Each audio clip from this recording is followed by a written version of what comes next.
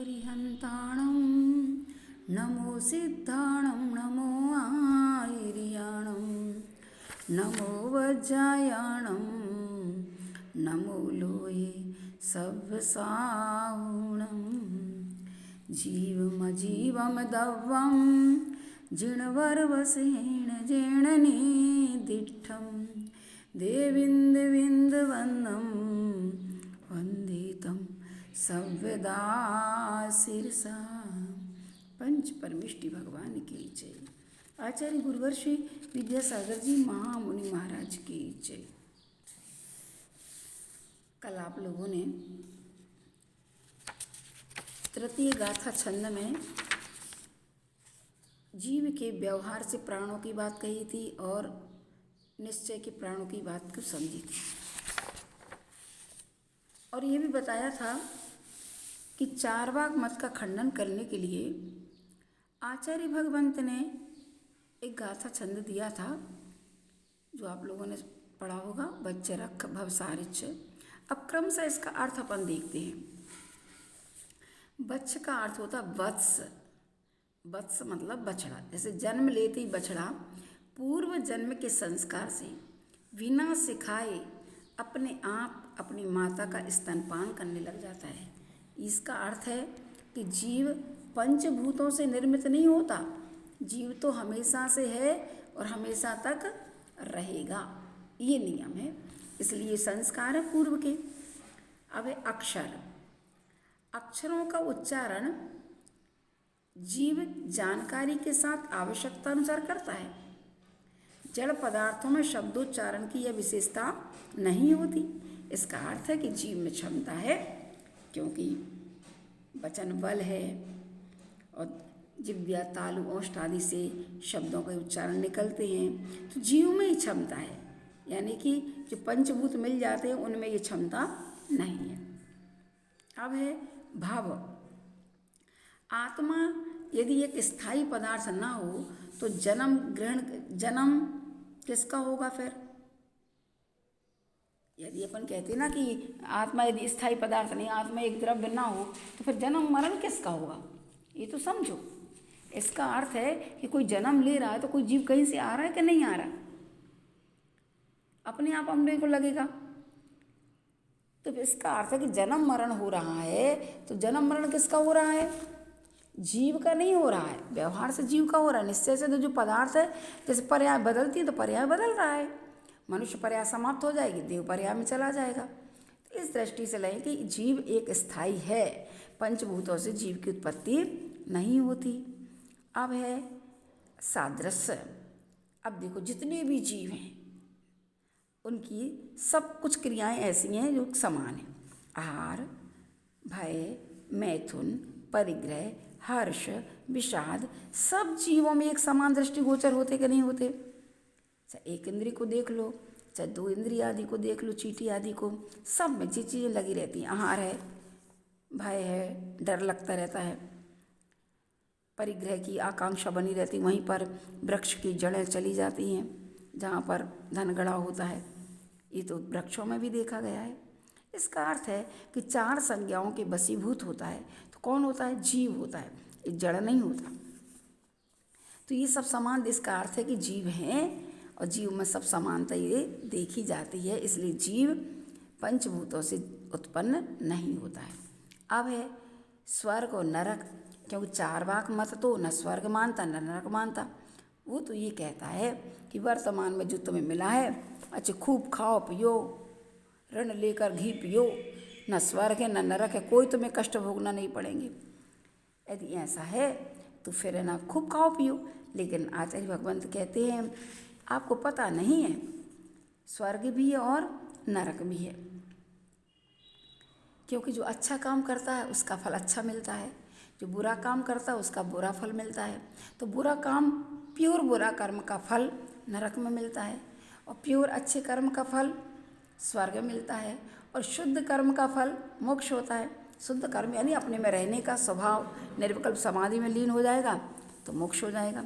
अब देखो स्वर्ग और नरक, माना कि एक बार एक विद्वान ट्रेन में सफ़र कर रहे थे और जब संध्या का समय हुआ तो उन्होंने अपना डिब्बा खोला और पानी छान करके लाए और भोजन करने बैठे। तो एक व्यक्ति ऐसा ही था आधुनिक, उसने कहा कि पंडित जी आप कहाँ की क्रियाओं में उलझे हो, न स्वर्ग होता है न नरक होता है, फिजूल में आप दिन में भोजन करना, पानी छान के पीना, ये कोई ज़रूरी है? पंडित जी बहुत समझदार थे, बहुत ऊंचे विद्वान थे। उन्होंने कहा देखो भाई, स्वर्ग और नरक होता है कि नहीं होता मुझे तो नहीं मालूम, आपको भी नहीं मालूम है ना? बोले नहीं मालूम। बोले स्वर्ग और नरक नहीं होता, ठीक है, लेकिन माना कि यदि स्वर्ग और नरक हुआ तो क्या करोगे? माना कि यदि स्वर्ग और नरक हुआ तो कम से कम क्रियाएं तो अच्छी करो जिसमें अहिंसा धर्म पले। क्यों हम जीवों की हिंसा करें? हिंसा से पाप तो लगेगा और पाप का फल तो फिर बुरा मिलेगा ही मिलेगा। इसलिए हम रात्रि में भोजन नहीं करते क्योंकि रात्रि में हिंसा होती है, पानी छान करके पीते हैं क्योंकि अनछने पानी में बहुत जीवों की हिंसा होती है। इसलिए हम तो अपना पालते हैं, चाहे स्वर्ग हो नरक हो या ना हो। मान लो आपकी दृष्टि में नहीं है और यदि होगा तो तुम क्या करोगे? इसलिए अपन तो पहले से ही बच के चलती है। उस व्यक्ति की तो आंखें खुल गई, उसकी बात तो सही है, स्वर्ग और नरक देखा तो नहीं है, निकले तो क्या करेंगे? तो उसका जीवन भी बदल गया। अब देखो अगले भाव का स्वर्ग और नरक तो ठीक है, लेकिन अब एक बात सोचो। कहते हैं एक बार की बात थी, एक सैनिक एक संत के पास पहुंचा और संत से कहा कि मैं आपसे स्वर्ग और नरक का प्रश्न पूछना चाहता हूँ कि आप बताइए स्वर्ग क्या है और नरक क्या है। संत ने उसको ऊपर से नीचे तक बहुत अच्छे ढंग से देखा और उसने कहा अच्छा तुम सैनिक हो, तुम्हारे लिए बंदूक चलाना आती है और तुम बॉर्डर पर रह करके सबकी रक्षा कर पाओगे, तुम्हारी इतनी हिम्मत है? ऐसे ही कहा कि सैनिक का तो खून खौल गया और उसने तुरंत अपनी पहले तो म्यान में से तलवार निकाली। बोले अच्छा मैं अभी तुम्हें बता देता हूँ कि मैं कैसे रक्षा करता हूँ। संत तो बड़ी शांत भाव से अपना उसका जवाब दे रहे थे। उन्होंने कहा कि देखो भाई, यही तो नरक है। और जैसे उसका मन शांत हुआ कि ये तो मुझे मेरे प्रश्न का जवाब दे रहे हैं, और तुरंत तलवार को म्यान में रख ली और क्षमा मांगने लगा, तो संत ने कहा कि यही तो स्वर्ग है। स्वर्ग और नरक कोई अगले भाव में हो या ना हो, लेकिन वर्तमान में व्यक्ति यदि जब गलत काम करता है वही उसका नरक है, और जब अच्छा काम करता है वही उसका स्वर्ग है। इसलिए अपने जीवन में बन सके जितना तो अच्छा ही अच्छा काम करो, मन से भी, वचन से भी और काया से भी। जीवन मिला है तो अच्छे कार्य के लिए मिला है, कभी भी जीवन में बुरा कार्य नहीं करना। इसलिए स्वर्ग और नरक भी होते हैं, नहीं तो कैसे शुद्ध हो पाएंगे? पितर, अब देखो आजकल भी लोग कहते हैं कि किसी को भूत लग गए। भूत क्या चीज़ है? ये बड़ा कष्ट दे रहे हैं, किसी को सुख दे रहे हैं। इसका अर्थ है कि अगला भाव है कि उन्होंने भवनत्रकों में जन्म ले लिया और उन्हें अपने पहले के पूर्वजन परिजन के प्रति लगाव है, तो वो क्या करते हैं, जो लगाव राग रहता है तो उन्हें सुख देते हैं और द्वेष रहता है तो दुख देते हैं। तो पितर का मतलब है अनेक मनुष्य मरकर भूत आदि हो जाते हैं, फिर अपने पुत्र पत्नी आदि को कष्ट भी देते हैं, सुख आदि भी देकर उनको पूर्व भाव का हाल भी बताते हैं। तो इस तरीके से पूर्व भाव होता है। जीव द्रव्य एक अलग है, पंचभूतों से जीव की उत्पत्ति नहीं होती है। अब देखो, अब चूल्हा हंडी आया ना, चूल्हा हंडी। अब चूल्हा हंडी, जीव यदि पृथ्वी, जल, अग्नि, वायु और आकाश इन 5 महाभूतों से बन जाता होता तो दाल बनाते समय चूल्हे पर रखी हुई हंडिया में 5 महाभूतों का संसर्ग होने के कारण वहाँ भी जीव उत्पन्न हो जाना चाहिए, पर ऐसा तो होता नहीं है। इसलिए आपका जो पंचभूतों से जीव की उत्पत्ति मानते हो वो गलत है। अब देखो मृतक, 9वां क्या है, मंडव यानी मृतक। मुर्दा शरीर में 5 भूत पाए जाते हैं, पृथ्वी जल अग्नि सब कुछ है, फिर भी जीव के ज्ञान आदि के नहीं होते। शरीर तो पड़ा रहता है, लेकिन जीव के ज्ञान आदि के नहीं, जीव निकल गया। इसका अर्थ है शरीर पंचभूतों से बना हुआ है, लेकिन शरीर में रहने वाली जो आत्मा है वो पंचभूतों से नहीं, वो तो पृथक एक आत्म द्रव्य है, एक जीव द्रव्य है। उसका निर्माता पंचभूत नहीं है। वर्तमान में तन के भीतर भले चेतन रहता है, लेकिन चेतन जुदा है और तन जुदा है। इसलिए इस प्रकार जीव एक पृथक स्वतंत्र पदार्थ सिद्ध हो गया। इस दोहे में कहे गए नव दृष्टांत द्वारा चार्वाक मतानुयायी शिष्य को समझाने के लिए यहाँ पर आचार्य भगवान ने ये व्याख्यान किया है। आपको समझ में आ गया तीसरी गाथा का जो विषय दिया था हमने। तो इस तरीके से इसको समझ करके अपने लिए चार्वाक मतानुयायी नहीं बनना, अपन को चेतन और तन को जुदा जुदा समझ करके अपनी चेतन की रक्षा करना है। भले शरीर का भी ध्यान रखेंगे, लेकिन शरीर को कैसा ध्यान रखेंगे? शरीर को तो सिर्फ इतना, जैसे कि एक मालिक नौकर से कैसे काम करवाता है, जिस तरीके से मालिक नौकर से काम काज करवाता रहता है, ऐसे ही हम अपने आत्मा के मालिक बन करके इस तन से काम करवाएं, लेकिन इस तन के नौकर ना बने। तन के मालिक बने, तन के नौकर ना बने कि तन की सेवा में ही लगे रहे, लेकिन उतना ही काम करवाओ जितना कि वो कर सकता है। ठीक है। अब आचार्य भगवंत यहाँ पर आगे जो दूसरा कहा था ना, जीवो उपयोगमय, उपयोगमय जीव होता है।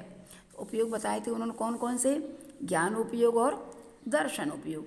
तो आचार्य भगवंत आगे उस उपयोगमय जीव के लक्षण को बता करके आगे बताते हैं।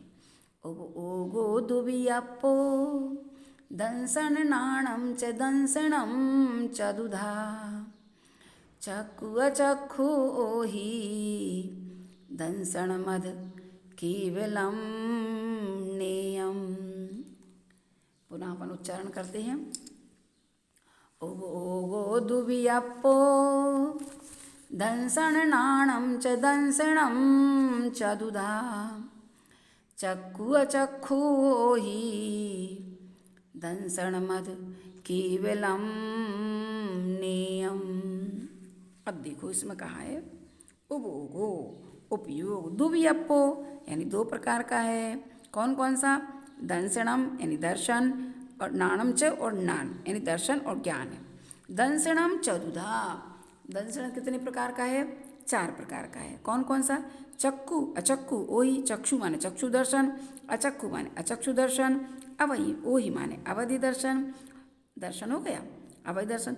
अध केवलम नियम, और केवल यानी केवल दर्शनम, नियम माने जानना चाहिए। यहाँ पर चौथे छंद में सिर्फ आचार्य भगवंत ने उपयोग के 2 भेद करके दर्शन उपयोग के 4 भेद बताए। चक्षु दर्शन, अचक्षु दर्शन, अवधि दर्शन और केवल दर्शन।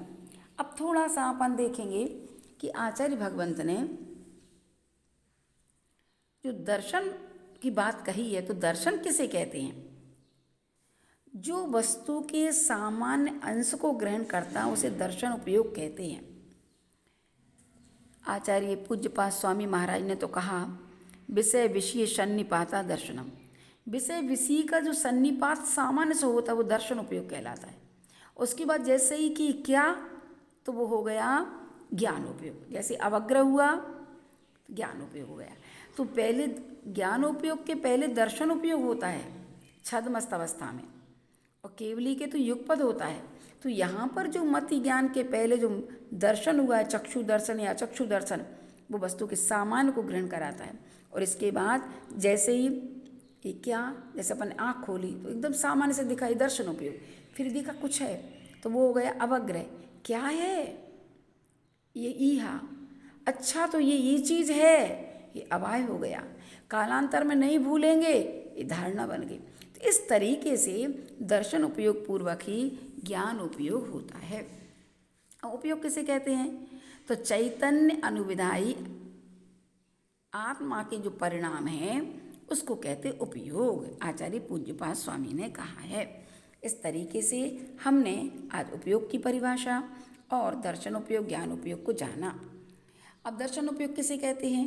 चक्षु दर्शन माने चक्षु इंद्रिय के माध्यम से जो सामान्य अवलोकन होता है वो चक्षु दर्शन उपयोग, और अचक्षु दर्शन चक्षु इंद्रिय को छोड़ करके बाकी इंद्रियों से स्पर्शन रसना घ्राण और कर्ण के माध्यम से और मन से होने वाला जो ज्ञान के पहले जो सामान्य अवलोकन होता है वह चक्षु दर्शन, अवधि ज्ञान के पहले होने वाला अवधि दर्शन और केवल ज्ञान के साथ होने वाला केवल दर्शन कहलाता है। इस तरीके से समझ लेना चाहिए। आज इतना ही रखो। बोलो आचार्य गुरुवर श्री विद्यासागर जी महामुनि महाराज की जय।